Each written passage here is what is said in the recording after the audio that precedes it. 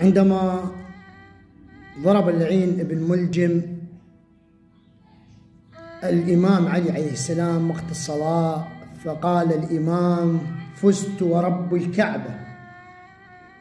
وإذا بصرخة من الأيتام تقول: علي انت الفزت بس الخسارة احنا، يا اللي رايح لربك وين عايفنا، شنت ويانا كلمة لقمة مسحة راس وتلمنا بحضن واحد، هسه ياهن من ربك ترخص وارجعنا بساعة، واذا ما ترجعنا وياك تاخذنا، فقدنا ابائنا وما قلنا احنا ايتام، بس هسه صدق يا علي تيتمنا.